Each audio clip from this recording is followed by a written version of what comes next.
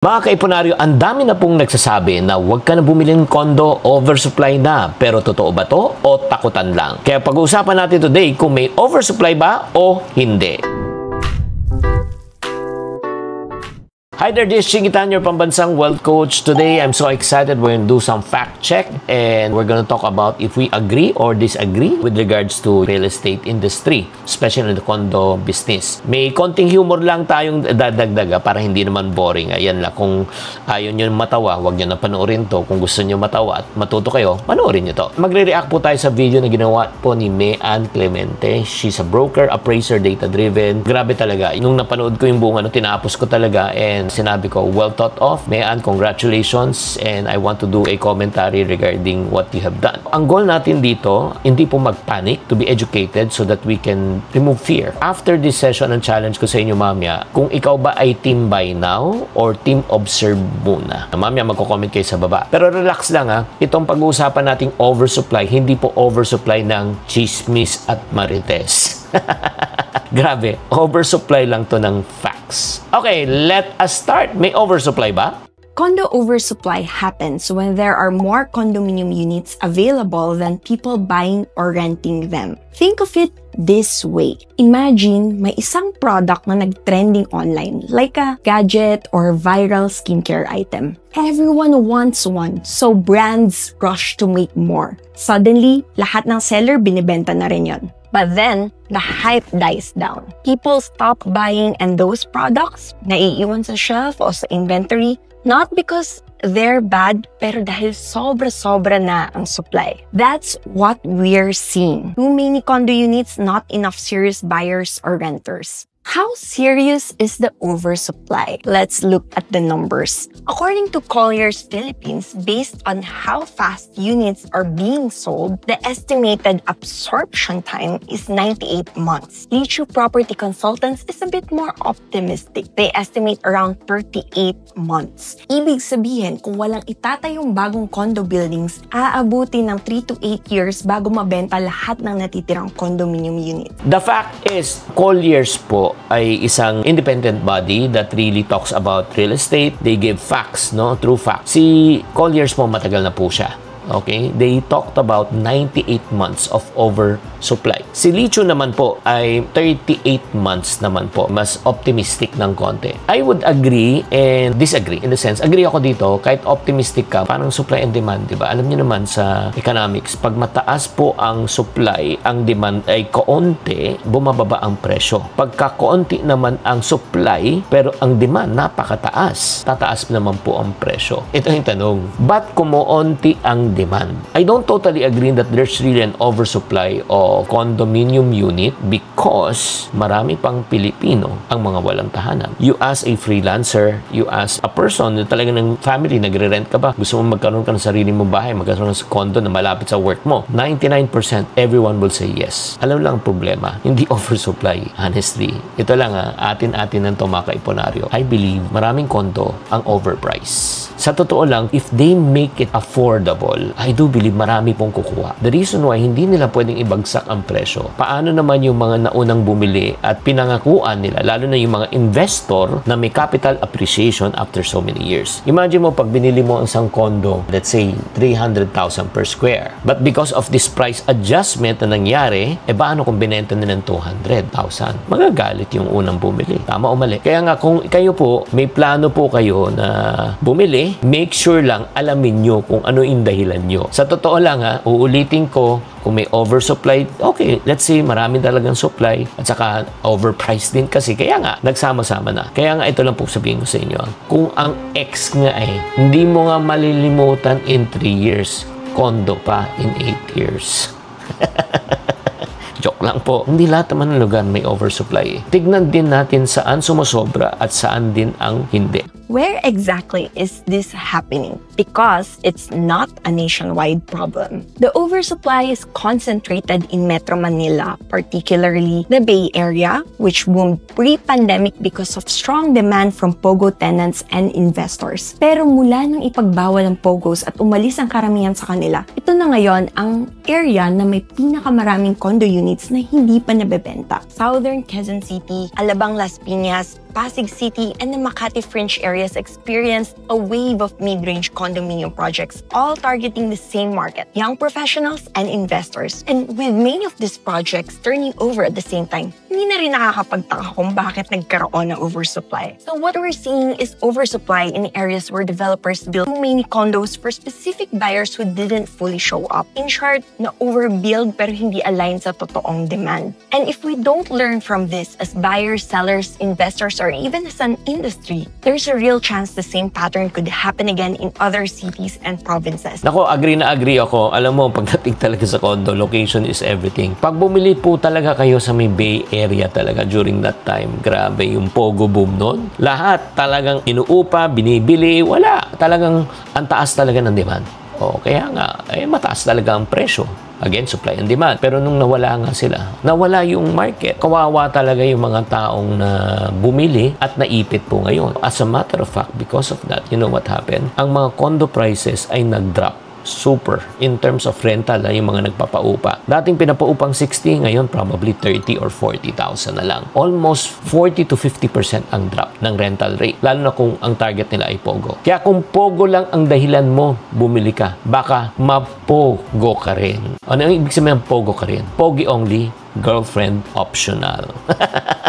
Ang corny ko talaga, no? Pero hindi lang location ang problema, mismong ang sinabi nga sa video na ito, yung sa research, which is really very thorough. Ang problema mismo yung sistema ng ikang real estate industry, meron din pagkukulang. How this all happened in the first place. A lot of this has to do with how the system is built. Hindi lang ito tungkol sa oversupply or developers building too much. It's deeper than that. May mga gaps sa mismong foundation ng real estate ecosystem natin. Mga bagay na matagal nang kulang o outdated at hanggang ngayon hindi pa na-address. That's why, in the next few minutes, let's break down the 4 biggest systemic issues that explain why the condo market in Metro Manila ended up like this. Kung titignan mo, lahat ng sasabihin ko ay interconnected. Number 1, no national livability standards. Wala tayong batas na nagsasabi kung ano ba talaga ang livable pagdating sa condo. Yes, we have laws, but none of them define what a dignified long-term home should look and feel like, especially in high-rise communities. What we currently rely on, Republic Act No. 4726, the Condominium Act of 1966. Wala itong binabanggit tungkol sa minimum na sukat ng unit, tamang layout,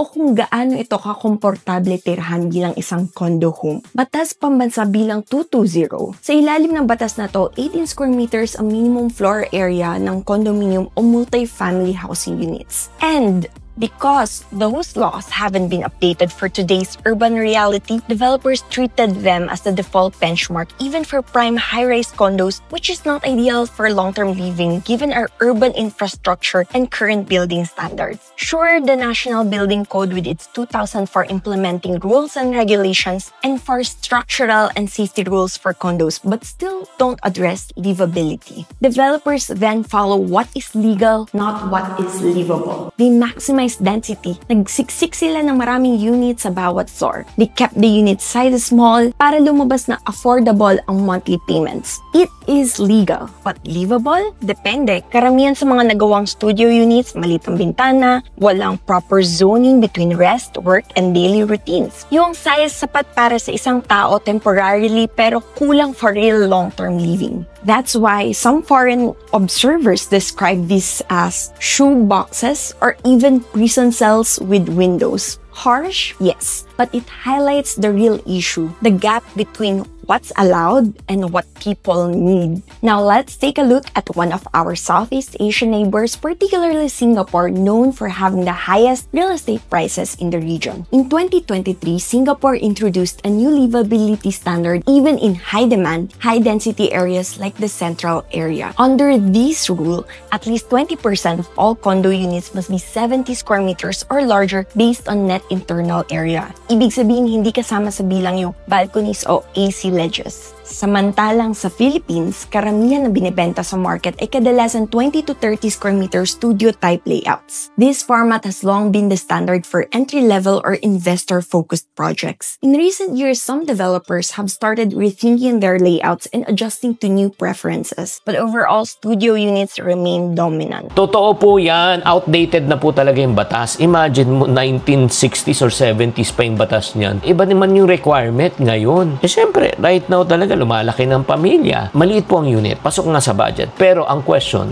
livable ba siya? Maganda yan sa starting couple. We started also as a couple. Nag-condo rin kami for a short time. Pero pagka nagkaroon ka ng isang anak, hindi na eh. Iba na eh. Dalawa, lalo na. Wala na. Kailangan mo ng space. Kaya nga, kawawa eh. Siksikan eh. As a matter of fact, may mga ibang condo, lahat talaga. Ito lang ha, abot kamay. Abot kamay kainan. Hapag kainan, di ba? Yung tulugan, CR, lahat abot kamay. That's the reason why, before you even buy a condo, alamin mo muna, pang short term ba yan or long term? Pang trabaho lang ba yan o talagang titirhan nyo talaga yan? Yung sa liit nga, parang nagiging shoebox na lang ang condo ngayon. Shoebox daw. Eh kung paa mo, size 12, di kasyang-kasya. Kahit naman saturated na, bakit tuloy pa rin ang pagbibuild ng mga condo? Number 2, no centralized multiple listing system. In other countries, they have a centralized MLS or multiple listing system. Pero dito sa Pilipinas, walang ganon. Developers launch projects without real-time market signals. They base decisions on past sales trends or internal projections, not on actual market absorption. Kaya, kahit obvious na saturated na ang area, may bago na namang tower na itatayo. Feasibility studies are also sometimes too optimistic and there's no national system to validate or flag oversupply early. Worse, there's no legal requirement to disclose how many unsold units remain. Developers can withhold inventory from public view. Buyers end up thinking that the pre-selling is sold out, but in reality, malaking inventory ang naiipon. The impact, oversupply creeps in silently dahil walang transparent data to warn the market. Tama po, walang MLS. Ibig sabihin, buyers akala sold out pero actually, marami pa pala. Super agree ako dito. Ang dami kasi ako naririnig yung mga FOMO, last 2 units na, sold out na yung magmamadali ka. Pero pag i-check mo ngayon, ang daming bakante. Honestly, yung scarcity effect na yun, yung marketing tactic na yun, parang nakikita mo sa mall, di ba? Pag may nag-alok sa inyo yung mga massage chairs or everything, sabi niya, sir, last day na po namin. Tapos next week, nakita mo, nandun pa sila. Another week, nandun pa. Kailan kaya sila magla-last day? Alam mo, research ka. Okay, bago ka talaga bumili. Number 1, ilan talaga nabenta? Number 2, alam mo, bago ka bumili sa area, magtanong ka na rin kung magkano ang rental rate, kung papaupahan mo. Importante na mag-research ka. Parang ex mo yan eh. May ginawang hindi tama. O sabi niya, last na to. O patawarin mo na ako. Pero yun nga, make a text pa palang iba. Bukod pa sa inventory problem, ano pang isang malaking issue daw? National planning. Number 7, POGO fuel demand and rental inflation. Alam na natin na naging big deal ang POGOs, but you might not realize how exactly their demand fueled Metro Manila's condo oversupply. Their demand brought easy profit to investors and landlords. Ano ba naman? Premium rates. They pay more than local families can afford. If the market rental rate for a one-bedroom condo is 30,000 pesos per month, POGOs were willing to pay 60,000 pesos per month. Upfront cash payment. Then while a local renter would pay 1 month's advance and 2 months deposit, POGOs typically paid a 1-year advance or full term upfront. Bulk leasing. Some POGOs leased multiple condo units in bulk or even entire floors with minimal requirements. These attracted investors to buy more units, hoping to rent them out to POGOs or flip to the next buyer at a premium. Some POGO workers even bought condos themselves, then flipped them. Since the take-up was so strong, developers kept building convinced those high demand would stay long. When POGOs left, all those studios and one-bedroom units lost their anchor market almost overnight. Local families usually look for bigger, more flexible spaces, pero wala masyadong ganon na itayo na abot kaya. Yung mga naiwan na small condos, hindi practical para sa kanila. On top of that, mid-market prices are still too high for the average Filipino budget. Kaya, hirap pa rin ma-absorb ng market hanggang ngayon. Alam mo, agree na agree talaga ako yung, again, because of the artificial demand of the POGO, ito yung classic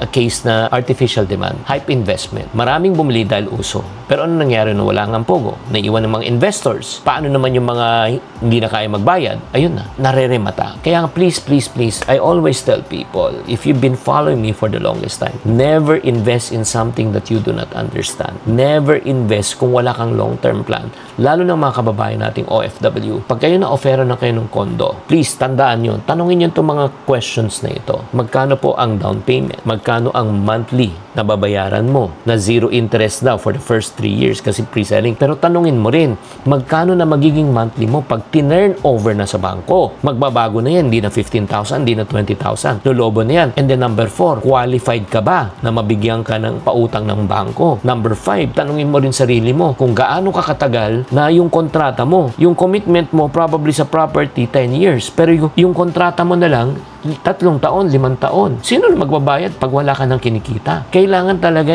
pag-aralan muna mabuti bago ka talaga pumasok. Baka ikaw pa ang masunog. Kaya kung bibili ka dahil sa uso, baka bukas, uso ka na rin sa utang. Importante talaga pag-aralan nyo. At ito pa ang nagpasama sa sitwasyon ng real estate po right now, ang dagdag na interest rates, mas lumala pa ang problema. Number 9, high interest rates and loan defaults. After the pandemic, home loan interest rates went way up. Before 2020, you could get a housing loan for around 5%.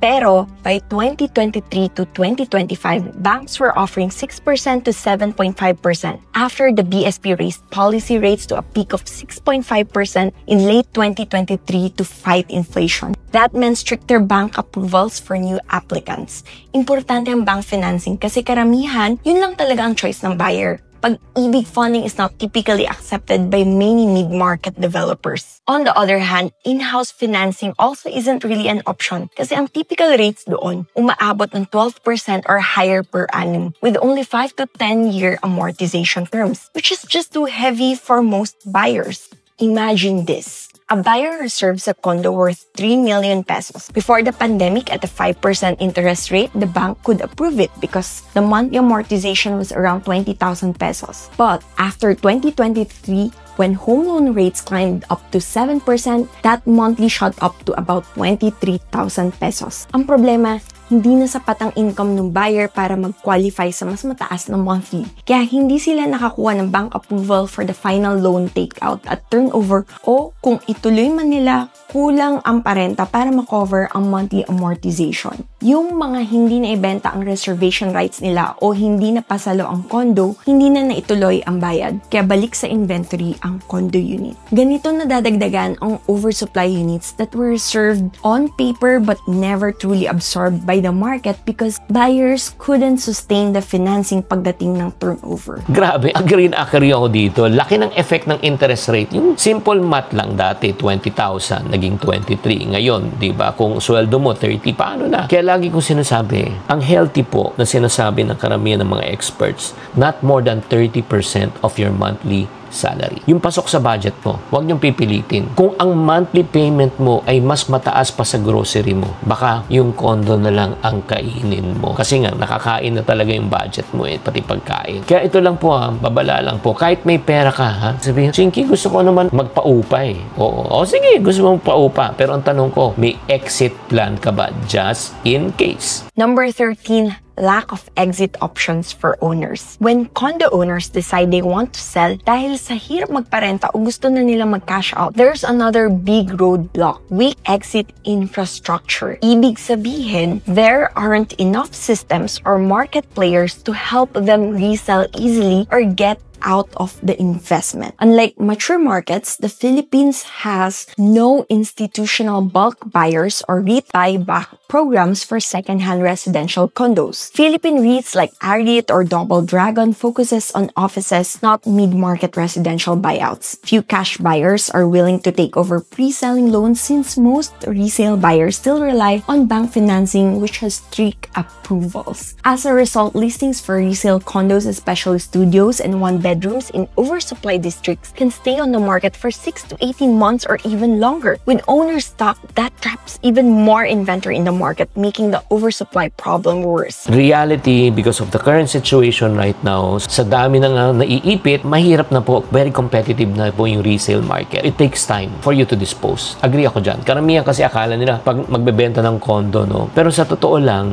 hindi kasi siya yung parang dollar, pwede mo ibenta agad. Hindi siya parang crypto, pwede mo ibenta agad. Hindi ba siya pwedeng stocks, pwede mo ibenta ka agad. Pero ito, kasi solid asset to, it takes time. And reality is, wala ring buyback program. Walang institutional buyers. Kaya kung gusto mong benta, kailangan you must be willing to wait. Kung pipilitin mo magbenta ngayon, you cannot sell at a seller's price. You have to sell at a buyer's price. Kung ang buyer's price, ibig sabihin, palugi yan. Kaya nga, again, mga kapatid, bago po tayo bumili, pag-isipan natin mabuti. Maganda nga may magsasabi, di ba, yung mga, sir, may mga amenities kami, may pool kami sa condo. Pero kung ang wallet mo naman, malulubog naman sa swimming pool ng utang, pag-isipan mo muna. Chinky, ano bang sinasabi mo? Is this not a good time to buy or is it a good time to buy? Eto na. Now, let's break down what this means for you as a home buyer, investor, seller, or landlord, especially with the real estate cycle in mind. Real estate moves in cycles: expansion, oversupply, correction, recovery. What we're seeing now is a correction phase after years of aggressive expansion and speculative buying. That means there are opportunities if you know how to navigate the cycle. For home buyers, reselling can still be a good option since ang end goal mo naman ay titirhan mo talaga yung unit. That way, you can choose the best unit type, orientation, floor, view, and layout that all fit your lifestyle. Aside from that, a condo still really makes sense if you want to live closer to work, schools, hospitals, and commercial hubs instead of wasting hours commuting from far suburbs. Given today's oversupply, you can take advantage of developer promos or explore foreclosed ready for occupancy units. For investors, you have to be even more strategic. Ano ba talagang goal mo? Flipping for profit or long-term rental? Remember, not all condos are alike. Study the project carefully before you commit. Check the location, accessibility to infrastructure, and whether the unit's layout fits your target market. Think ahead. Is your unit going to stay competitive in the next cycle of recovery? During corrections, banks can be stricter, so plan for that. Home buyers and investors, never forget, it all comes down to your financials. Kaya mo ba talagang i-sustain ang loan payments pagdating ng turnover? For sellers, expect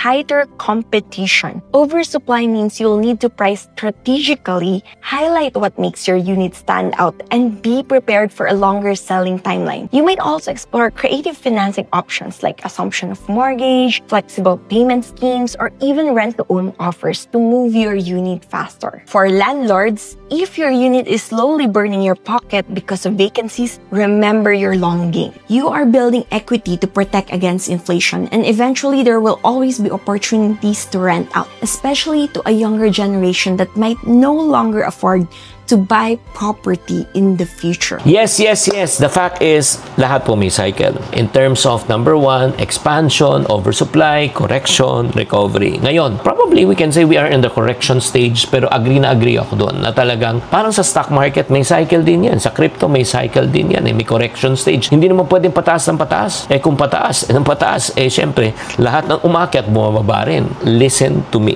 Kung ikaw ay isang buyer right now, na gusto mong tirhan, this is one of the best time for you to scout and buy. Ask me why. Kasi nga, may leverage ka. Mababa ang presyo. Maraming choices. By the way, inside info lang to. May nakausap ko sang top developer na hindi ko na ipapangalan. Itatago ko na lang sa, okay?